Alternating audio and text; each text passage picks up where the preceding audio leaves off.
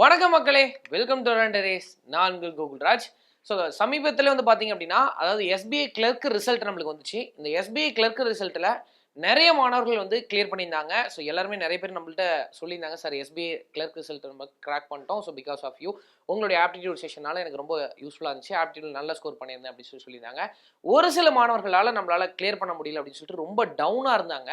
So என்ன காரணம் sir? இப்போ நான் ஒரு சில மாணவர்கள் வந்து நல்ல ப்ரிப்பரேஷனாக சார் நான் போட்டேன், நல்ல எஃபோர்ட் போட்டேன், ஆனால் அதுக்கான ரிசல்ட் எனக்கு இல்லை, எனக்கு வந்து நான் அன்எக்ஸ்பெக்டடாக நான் வந்து ஃபெயில் ஆகிட்டேன், 0.5 1 மார்க்கு, 1.5 2 மார்க்கு, இந்த மாதிரி ரொம்ப நியர்பையாக போய் நான் ஃபெயில் ஆகிட்டேன் அப்படின்னு சொல்லிட்டு நிறைய மாணவர்கள் வருத்தப்பட்டாங்க. அவங்களுக்கான ஒரு வீடியோ தான் இது, ரைட்? ஸோ எப்படி நம்ம ஃபெயிலியர்லேருந்து மீண்டு வருது? ஸோ நான் ஃபெயில் ஆகி நான் ஃப்ரஸ்ட்ரேட் ஆகிட்டேன், ரொம்ப ஃப்ரஸ்ட்ரேஷன் ஆகிடுச்சு, எனக்கு வந்து ரொம்ப டவுனாக இருக்குது. இப்போ நான் இதுலேருந்து எப்படி நான் நெக்ஸ்ட் அதுலேருந்து ஓவர் கம் பண்ணுறது, அடுத்து நான் என்ன பண்ணால் என்னால் வந்து அதுலேருந்து மீண்டு வர முடியும்? ஸோ அதற்காக தான் இந்த ஒரு வீடியோ. ஸோ டெஃபினட்டாக வந்து பார்த்தீங்க அப்படின்னா இந்த வீடியோ முழுசாக ஃபுல்லாக பாருங்கள், உங்களுக்கு டெஃபினட்டாக அது யூஸ்ஃபுல்லாக இருக்கும். டன். என்னென்ன காரணத்தினால சார் நம்ம ஃபெயில் ஆகிறோம், ஸோ என்னென்ன மிஸ்டேக்ஸ் நம்ம பண்ணுறோம், இந்த தப்பை அடுத்தது நம்ம பண்ணலை அப்படின்னா அதை நம்ம சரி பண்ணிக்கலாம். இதுதான் நம்ம வந்து பார்க்க போகிறோம் இந்த வீடியோவில். இந்த வீடியோவை உங்கள் நண்பர்களுக்கும் ஷேர் பண்ணி விடுங்க. ஸோ மேபி பிகினர்ஸ் இருந்தால் கூட இதுக்கு மேலே அவங்க அந்த தப்பு பண்ணாமல் அதிலிருந்து நம்ம திருத்திக்கலாம் அப்படின்றத நம்ம பார்க்க போகிறோம். சார் இப்போ நம்ம ஃபெயிலியர் அப்படின்றதுக்கான காரணம் சார் என்ன ரீசன்ஸ் வேணால் நமக்கு இருக்கலாம். மேஜராக நம்மளுக்கு மேக்ஸிமம் பார்ட் நம்ம எதனால் நம்ம ஃபெயில் ஆகிறோம், என்ன விஷயத்தினால நம்மளுக்கு வந்து லேகாக இருக்கும் அப்படின்றத பற்றி ஒரு ஷார்ட் லிஸ்ட் பண்ணியிருக்கோம். ஸோ ஃபஸ்ட்டு வந்து பார்த்தீங்க அப்படின்னா ரீசன் ஃபார் ஃபெயிலியர் எதனால் அப்படின்னா என்னுடைய ப்ராக்டிஸ் லேகிங்காக இருக்குது சார். நான் கம்மியான ப்ராக்டிஸ் பண்ணியிருக்கேன், எனக்கு அந்த ப்ராக்டிஸ் வந்து பத்தலை, நான் பண்ண ப்ராக்டிஸ் எனக்கு பத்தலை. ஓகே, நான் என்னுடைய கட் ஆஃப் என்னால் அச்சீவ்மெண்ட் பண்ண முடியல அப்படின்னா ப்ராக்டிஸ் அப்படின்றது ஒரு காரணம், முக்கியமான காரணம் அதுதான் ஃபர்ஸ்ட். நான் கம்மியான மார்க் டெஸ்ட் போட்டிருக்கேன், எனக்கு வந்து நான் மார்க் டெஸ்ட் போடும்போதே நீங்கள் வந்து உங்களுடைய ஸ்கோரை வந்து ஐடென்டிஃபை பண்ணிடலாம். இப்போ நான் மார்க் டெஸ்ட் போடும்போது அந்த என்ன வெப்சைட்டில் போடுறோம் அப்படின்றது ரொம்ப ரொம்ப முக்கியம். ரியல் எக்ஸாமுக்கு நமக்கு அதை விட டிஃபிகல்ட்டியாக இருக்கக்கூடிய மார்க் போடுங்க, ஆர் ரியல் எக்ஸாமுக்கு சிமிலராக இருக்கக்கூடிய மார்க் போடுங்க. எப்பயுமே ரியல் எக்ஸாமோட ரொம்ப ஈஸியராக இருக்கக்கூடிய மார்க் டெஸ்ட்டை போடாதீங்க. ஏன்னா நம்மளுக்கு ஒரு சில வெப்சைட் இருக்கும் ரொம்ப ஈஸியாக மார்க் டெஸ்ட் கொடுப்பாங்க. மார்க் டெஸ்ட் கொடுக்கும்போது நம்மளுக்கு ஸ்கோர் பார்த்தோன்னே ரொம்ப சந்தோஷமாக இருக்கும், பரவாயில்ல ஈஸியராக இருக்குது அப்படின்னு சொல்லி நிறைய மார்க் நம்ம ஸ்கோர் பண்ணுறோம் அப்படின்ற ஒரு ஃபீல் வரும். ஆனால் அந்த ஃபீல் தான் உங்களுக்கு என்ன ஆகும் அப்படின்னா இந்த மாதிரி ஒரு டிசப்பாயின்மெண்ட்டை தரும். நம்மளுடைய மார்க் டெஸ்ட் எடுத்துக்கூடிய வெப்சைட் போடக்கூடிய மார்க் டெஸ்ட் வந்து ஸ்டாண்டர்டான ஒரு மார்க் டெஸ்ட் போடுங்க. கண்டிப்பாக அப்போ நீங்கள் மார்க் டெஸ்ட் போடும்போது உங்களுக்கு லோவாக தான் இருக்கும், ஓகேங்களா? அந்த லோ பிரச்சனையே கிடையாது, அதை நம்ம சரி பண்ணிக்கலாம். ஆனால் ஒரு எக்ஸாமில் ப்ரிலிம்ஸில் நம்மளுக்கு ஃபெயில் ஆகும்போது நம்மளுக்கு பயங்கரமாக டிமோட்டிவேட் ஆகும். அடுத்து நான் வந்து நம்மளுக்கு ப்ராக்டிஸ் பண்ணலாமா வேணாமா, வீட்டில் ஒரு சைடு ப்ரெஷர், ரிலேட்டிவ்ஸ் ஒரு பக்கம் கேட்குறாங்க, ஃப்ரெண்ட்ஸ் ஒரு பக்கம், மற்றவங்க நம்ம கூட இருந்தவங்க கேட்குறாங்க, கூட ப்ரிப்பேர் பண்ணக்கூடிய கேட்குறாங்க, நல்லா தானே பண்ணுவேன், என்னாச்சு ஏன் அப்படின்னு சொல்லி கேட்குறாங்க. ஸோ இது எல்லாமே நம்மளுக்கு டிமோட்டிவேட் ஆகும். ஸோ அப்போது நீங்கள் போடக்கூடிய வெப்சைட் ஸ்டாண்டர்டான வெப்சைட்டில் போடுங்க. ஓரளவுக்கு எக்ஸாம் நியர்பை சேம் லெவலில் எக்ஸாம் இருந்தால் பிரச்சனை இல்லை, ஆர் அதர்வைஸ் அதை விட கொஞ்சம் இன்னும் ஒரு ஸ்டெப் அஹெடாக இருக்கக்கூடிய ஒரு மார்க் டெஸ்ட் வந்து ப்ராக்டிஸ் பண்ணுங்கள். டெஃபினட்டாக அதுதான் உங்களுக்கு வந்து ஃபஸ்ட்டு விஷயம். ப்ராக்டிஸ் வந்து லேகாக இருக்குது. நீங்கள் மார்க் டெஸ்ட் போடும்போதே எனக்கு வந்து 50 மார்க் 55 மார்க் தான் வருது அப்படின்றப்போ 65 கட் ஆஃப் வச்சுருக்கும் போது நம்மளால் அதை எக்ஸ்பெக்ட் பண்ண முடியாது, ரைட்? சரி சார், இப்போ நம்மளுக்கு எக்ஸாமோட அதிகமாக இருக்குது, கட் ஆஃப் வந்து அதிகமாக இருக்குது, நம்மளுக்கு ரியல் எக்ஸாம்ஸை விட டஃப்பான மார்க் டெஸ்ட் நான் போடுறேன், அங்கே பர்சன்டைல் பாருங்கள். நீங்கள் எடுக்கக்கூடிய பர்சன்டைல் நான் ஒவ்வொரு டைமும் சொல்லும்போது மோர் தென் 90%, மோர் தென் 95% அப்படி இருந்தால் தான் நான் பெஸ்ட்டாக பண்ணியிருக்கேன்னு அர்த்தம். நிறைய பேர் போட்டிருக்கணும் அட் த சேம் டைம், 10 பேர் 5 பேர் போட்டிருந்து அந்த மார்க் டெஸ்ட் எடுக்கக்கூடியதும் நமக்கு வந்து நம்ம ஷுவராக சொல்ல முடியாது. அப்போது ஒரு 1000 பேர் 2000 பேர் போட்டிருக்கக்கூடிய ஒரு மார்க் டெஸ்ட்டில் நான் வந்து லெஸ் தென் 100 ரேங்க் உள்ளே இருக்கேன், லெஸ் தென் 50 ரேங்க்ஸ்குள்ளே இருக்கேன் அப்படின்னா கண்டிப்பாக நீங்கள் அந்த மார்க் டெஸ்ட் நல்லா பண்ணியிருக்கீங்க, யூ டிட் வெல் அப்படின்னு அர்த்தம். அப்போ ப்ராக்டிஸ் பண்ணும்போதே ஃபஸ்ட்டு நம்ம ப்ரிடிக்ட் பண்ணிக்கலாம். ஒன்று. ரெண்டாவது, ப்ராப்பர் பிளான் இல்லை சார். அதாவது இன்னுமே சில பேர் வந்து பார்த்தீங்க அப்படின்னா ஈவன் நம்மளுடைய ஸ்டூடெண்ட்ஸ் கூட சொல்லியிருக்காங்க, இன்னுமே சில பேருக்கு வந்து ஆப்டிடியூடில் என்னென்ன ட்ரிக்ஸ் இருக்குது, ஆப்டிடியூட் வராதுன்னு மென்டலி ஃபிக்ஸ் பண்ணிடுறாங்க, இங்கிலீஷ் வராதுன்னு மென்டலி ப்ரிப்பேர் ஆகிடுறாங்க. அப்போ அந்த செக்ஷனுக்கான இம்பார்ட்டன்ஸே தராமல் மற்ற செக்ஷனை மட்டுமே ஃபோக்கஸ் பண்ணுறாங்க. இப்போ ரீசனிங் அண்ட் ஆப்டியை மட்டும் ஃபோக்கஸ் பண்ணுறோம், இங்கிலீஷை ஃபோக்கஸ் பண்ண மாட்டாங்க. அதே மாதிரி இங்கிலீஷ் அண்ட் ரீசனிங்கை ஃபோக்கஸ் பண்ணுறோம், ஆப்டியை ஃபோக்கஸ் பண்ண மாட்டாங்க. மூணுமே நம்மளுக்கு ரொம்ப ரொம்ப முக்கியமான சாப்டர்ஸ் தான், மூணுமே நம்மளுக்கு ஸ்கோரிங் இருக்குது. அப்போது எனக்கு ஒரு விஷயம் வரல அப்படின்னா அதில் மினிமம் ஓரளவுக்கு மாடரேட்டாக எவ்வளோ ஸ்கோர் பண்ண முடியும் அதுக்கான எஃபோர்ட் போடுங்க. ஸோ அந்த எஃபோர்ட்டை போடும்போது கண்டிப்பாக கட் ஆஃபை விட நம்ம ஒரு 4 or 5 மார்க்ஸ் நம்ம அதிகமாகவே வாங்க முடியும். ப்ராப்பர் பிளான் பண்ணிக்கோங்க. இன்னமும் ஓல்டு மெத்தட்ஸை ஃபாலோ பண்ணக்கூடியவங்க, புக்கில் இருக்கக்கூடிய மெத்தட்ஸை ஃபாலோ பண்ணக்கூடிய மக்கள் நிறைய பேர் இருக்காங்க. சார் இந்த ட்ரிக்ஸ் எல்லாம் எனக்கு தெரியாது, இதெல்லாம் நான் ஃபாலோ பண்ணதே இல்லை, இப்போதான் நான் கற்றுக்கிறேன்னு நிறைய ஸ்டூடெண்ட் சொல்லியிருக்காங்க. அதுக்கான காரணம் என்ன அப்படின்னா அவங்களுடைய லேர்னிங் லெவல், அவங்க கற்றுக்கிட்ட விஷயம். அப்போது லைவ் வாட்ச் பண்ணுங்கள். லைவ் வாட்ச் பண்ணும்போது நிறைய விஷயங்கள் நீங்கள் தெரிஞ்சுக்க முடியும். நிறையா நம்ம அதுக்கான எக்ஸ்ப்ளனேஷன் கொடுக்கும். ஓகேங்களா? அப்போ நம்ம அதுக்கான எக்ஸ்ப்ளனேஷன் கொடுக்கும்போது ஓகே இதை இப்படி போட்டால் பெஸ்ட்டாக போடலாம் அப்படின்ற மெத்தட்ஸ் தெரிஞ்சுக்கும் போது நமக்கு அந்த புது விஷயத்தை டெஸ்ட்டில் இம்ப்ளிமெண்ட் பண்ணும்போது உங்களுக்கு அந்த ஸ்கோர் வந்து டெஃபினட்டாக நம்மளுக்கு இம்ப்ரூவ் ஆகும்.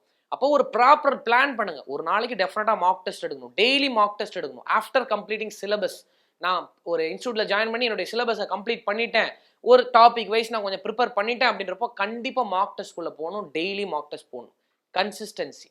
கன்சிஸ்டன்சியாக நீங்கள் ஒர்க் பண்ணாமல், ஓகேங்களா, இப்போ நான் வந்து ஒரு மாதம் ஒர்க் பண்ணுறேன், அப்புறம் 2 வாரம் லீவ் போடுறேன், ஜாலியாக ஊருக்கு போய் என்ஜாய் பண்ணிட்டு வரேன், ஃப்ரெண்ட்ஸோடு இருக்கேன், திருவிழா ஃபங்க்ஷன் ஏதாவது சம்திங் போயிட்டு மறுபடியும் வந்து போடும்போது கண்டிப்பாக உங்களுக்கு அந்த ஸ்பீடு வந்து லேக் ஆகும், அடிபடும். அப்போது நீங்கள் முன்கூட்டியே பிளான் பண்ணி வச்சுக்கணும். உங்களுக்கு ஒரு எக்ஸாமுக்கு முன்னாடி ஒரு 2 or 3 months டெஃபினட்டாக நீங்கள் என்ன பண்ணணும், டெய்லி நீங்கள் மார்க் டெஸ்ட் போடணும். மேண்டேட்டரியாக மார்க் டெஸ்ட் போடணும். Mark test is more important. அதுதான் உங்களை வந்து ரொம்ப ஹெல்ப் பண்ணும். அட் த சேம் டைம் கன்சிஸ்டன்சியாக டெய்லி போடணும். ஸோ நீங்கள் நடுவில் 1 நாள் 2 நாள் ஸ்கிப் பண்ணுறீங்க அப்படின்னாவே கண்டிப்பாக உங்களுக்கு ஸ்பீடு வந்து ரெடியூஸ் ஆகும். ஸோ அப்போ ரெகுலராக போடுங்க. நீங்கள் இதெல்லாம் பண்ணி நம்மளுக்கு வரலையா அப்படின்னு யோசிச்சு பாருங்கள். 3வது விஷயம் என்ன அப்படின்னா கேர்லெஸ்னஸ். என்ன அப்படின்னா இப்போ ஒன்ஸ் நம்ம வந்து இது யாருக்கு அப்படின்னு, இந்த கேர்லெஸ்னஸ் யாருக்கு சொல்லலாம் அப்படின்னா ஆல்ரெடி நம்ம ப்ரிலிம்ஸ்லாம் கிளியர் பண்ணி மெயின்ஸ் எழுதக்கூடிய கேண்டிடேட்ஸ்க்கு சொல்லலாம். ஓகே ப்ரிலிம்ஸ் தானே அப்படின்ற ஒரு கேர்லெஸ்னஸ் இருக்கும். அதை வந்து தயவு செஞ்சு வந்து வச்சுக்காதீங்க. ப்ரிலிம்ஸ் தானே நம்மளுக்கு போடலாம், ப்ரிலிம்ஸ் கிளியர் பண்ணிடலாம், நம்மளுக்கு எப்பயுமே ஸ்கோர் வந்துடும், எப்பயுமே நான் கட் ஆஃபோட 5 மார்க் அதிகமாக தான் எடுப்பேன், ஆனால் இந்த டைம் எனக்கு மிஸ் ஆகிடுச்சு. அப்போ இந்த டைம் மிஸ் ஆச்சுன்னா என்ன அர்த்தம் அப்படின்னா நம்ம மெயின்ஸை கான்சன்ட்ரேட் பண்ணிட்டு ப்ரிலிம்ஸ் சைடு நம்ம பார்க்கவே இல்லை, இதுக்கான எஃபோர்ட் போடவே இல்லை. மெயின்ஸில் கான்செப்ட் ரொம்ப முக்கியம், ப்ரிலிம்ஸில் ஸ்பீட் ரொம்ப முக்கியம். அப்போ ப்ரிலிம்ஸ்க்கான ஸ்பீட் எனக்கு லேக் ஆகுது அப்படின்னா கடைசி டேஸில் நான் வந்து சரியாக ப்ராக்டிஸ் பண்ணல. இது வந்து நம்மளுக்கு யாருக்கு சொல்லலாம் அப்படின்னா மெயின்ஸ் ஆஸ்பிரண்ட்ஸுக்கு சொல்லலாம். ஏன்னா எல்லா டைமும் நான் ப்ரிலிம்ஸ்லாம் ஈஸியாக கிளியர் பண்ணிடுவேன் சார், ப்ரிலிம்ஸ்லாம் பிரச்சனை இல்லை. ஆனால் அந்த மாதிரி ஒரு சில ஸ்டூடெண்ட்ஸுக்கும் இந்த கேர்லெஸ்னஸ்னால நம்மளுக்கு லேக் ஆகுது. 2வது விஷயம், ஓகேங்களா? அதே மாதிரி அதில் நமக்கு அக்யூரஸியும் ரொம்ப ரொம்ப முக்கியம். அட்டெம்ப்ட் கொடுக்கணும் அப்படின்றதுக்காகவே என்ன பண்ணுவாங்க அப்படின்னா அக்யூரஸியில் மிஸ் பண்ணிவிடுவாங்க. இங்கிலீஷில் வந்து நம்மளுக்கு அட்டெம்ப்ட் ரொம்ப கம்மியாக இருக்குது. 15 தான் சார் நான் போட்டேன், 14 தான் போட்டேன், நம்மளுக்கு கிளியர் ஆகாதோன்னு பயமாக இருக்குது, அதனால் நான் இன்னும் ஒரு 5 கொஸ்டின் எக்ஸ்ட்ரா போட்டு வந்துட்டேன். இதுதான் ரொம்ப ரொம்ப தப்பான ஒரு விஷயம். அக்யூரஸியை பார்த்து போடுங்க. அக்யூரஸி லேக் ஆச்சு அப்படின்னா ஓவரால் ஸ்கோர்லேருந்து இன்னும் நம்மளுக்கு ரெடியூஸ் ஆகிடும். இந்த 0.5 1 மார்க்கில் மிஸ் பண்ணதுக்கான காரணம் வந்து அந்த அக்யூரஸி தான். நீங்கள் அக்யூரஸியாக நீங்கள் போட்டிருந்தீங்க, எவ்வளோ கொஸ்டின் அட்டன் பண்ணியிருக்கோம், எவ்வளோ கொஸ்டின் அதில் கரெக்ட், அப்போ அக்யூரஸியாக போட்டிருந்தோம் அப்படின்னா அந்த மார்க் நம்மளுக்கு ரெடியூஸ் ஆகிருக்குமா, இதுதான் அடுத்த பாயிண்ட். கடைசியாக ஒன்று வந்து பார்த்தீங்க அப்படின்னா மிஸ்டேக்ஸை நிறைய பேர் ரெக்டிஃபை பண்ணுறதே இல்லை சார். தப்பு பண்ணலாம், தப்பு பண்ணுறவன் தான் மனுஷன். அந்த மாதிரி சொல்கிற போது எடுத்த உடனே ஒரே டைமில் 100% அக்யூரஸியாக எல்லாமே கரெக்டாக நம்மளால் போயிட முடியாது. எல்லா விஷயத்துலையும் சரி பர்ஃபெக்டாக ரொம்ப பர்ஃபெக்டாக நம்மளால் பண்ணிட முடியாது எல்லா விஷயமும். அப்போது அந்த இடத்துல நம்மளுக்கு ஒரு மிஸ்டேக்ஸ் நடக்குது. நான் அதை என்ன பண்ணுறேன், நான் என்னுடைய மிஸ்டேக்ஸை நான் ஐடென்டிஃபை பண்ணுறேன், என்னுடைய தப்பை நான் திருத்திக்கிறேன். அப்போ நீங்கள் என்ன ஆவீங்க, இன்னும் பெட்டர்மெண்ட் ஆவீங்க. உங்களை நீங்கள் பெட்டர்மெண்ட் ஆக்கிக்கணும் அப்படின்னா உங்களுடைய மிஸ்டேக்ஸை நீங்கள் ஐடென்டிஃபை பண்ணி அதை நீங்கள் திருத்திக்கணும் எல்லா விஷயத்துலையுமே. ஸோ ஈவன் நம்ம மார்க் டெஸ்ட்லையும் அதே மாதிரி தான். நம்ம மிஸ்டேக் என்ன பண்ணியிருக்கோம் அதை நம்ம எப்படி ரெக்டிஃபை பண்ணிக்கிறது. அப்போது ஒரு மார்க் டெஸ்ட் போட்டால் ரிவ்யூ ரொம்ப ரொம்ப முக்கியம் சார். ரிவ்யூவே பார்க்காம வெறும் மார்க் டெஸ்ட் மட்டும் போட்டிங்க அப்படின்னா அதில் நம்ம எப்படி வந்து இம்ப்ரூவ்மெண்ட் ஆக முடியும். மார்க் டெஸ்ட் எனக்கு ஸ்கோர் அப்படியே இருக்குது, என்னுடைய ஸ்கோர் பூஸ்டப் ஆக மாட்டேங்குது. அதற்கான காரணம் ட்ரிக்ஸு தெரியல.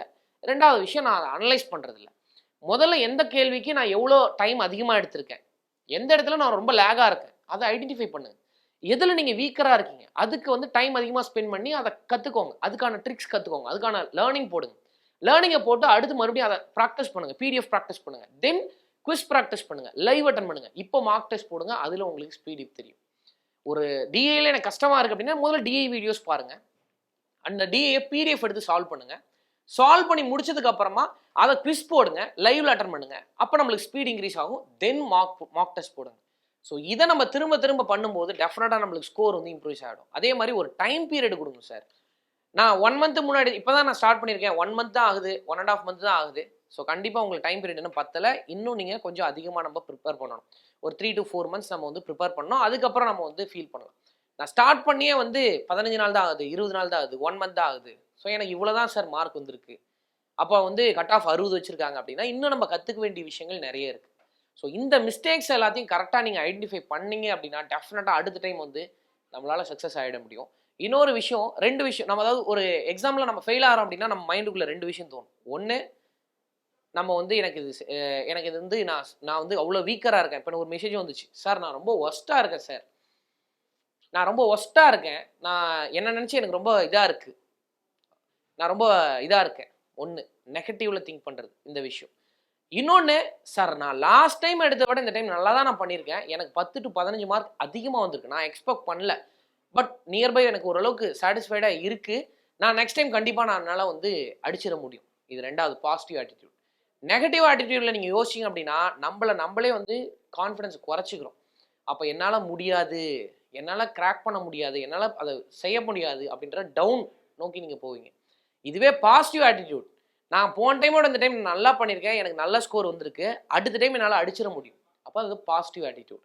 அப்போ கண்டிப்பாக இந்த மாதிரி யோசிக்கும் போது டெஃபினட்டாக உங்களுக்கு நெக்ஸ்ட் எக்ஸாம் கிராக் ஆகிடும்.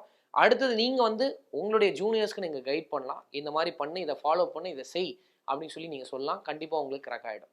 ஸோ எஸ்பிஐ கிளர்க்கு ப்ரிலிம்ஸில் ஃபெயிலான மாணவர்கள் தயவு செஞ்சு வருத்தப்படாதீங்க. எஸ் அஃப்கோர்ஸ் நம்மளுக்கு பெயினாக தான் இருக்கும்.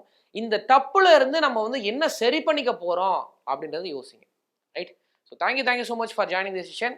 இந்த வீடியோ உங்களுக்கு பிடிச்சிருந்தது அப்படின்னா லைக் போடுங்க. அதில் கீழே கமெண்ட் பாக்ஸில் உங்களுடைய என்ன நீங்கள் யோசிக்கிறீங்க அப்படின்றதையும் சொல்லுங்கள். நான் சொன்னது சரியா அப்படின்றது உங்களுக்கு இருந்துச்சு அப்படின்னா மறக்காம உங்கள் ஃப்ரெண்ட்ஸ்க்கு வந்து ஷேர் பண்ணிவிடுங்க. நன்றி, வணக்கம்.